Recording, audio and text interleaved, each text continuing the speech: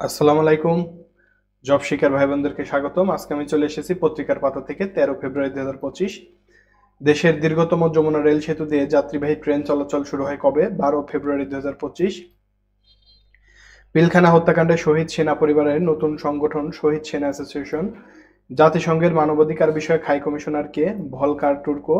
জুলাই আন্দোলনে নির্বিচারে হত্যার ঘটনায় জবাবদিহিতা নিশ্চিত করতে জাতিসংঘ কতটি সুপারিশ করেছে? 41টি। বিআইডিএস এর পূর্ণরূপ Bangladesh institute of development studies. সম্প্রতি দুবাই ওয়ার্ল্ড গভর্নমেন্ট সামিট অনুষ্ঠিত হয় 11 থেকে 13 ফেব্রুয়ারি। তাইওয়ান প্রণালী কোন দুই সাগরকে যুক্ত করেছে? দক্ষিণ চীন সাগর ও পূর্ব চীন সাগর। বিশ্বের সবচেয়ে শক্তিশালী সুপার কম্পিউটার কোনটি? এল কাপিতান। হুতি সংগঠনটির বর্তমান প্রধান? আবদেল মালিক আল হুতি। চীনা সংবাদ সংস্থা কোনটি? সিনহুয়া। ধন্যবাদ সবাইকে।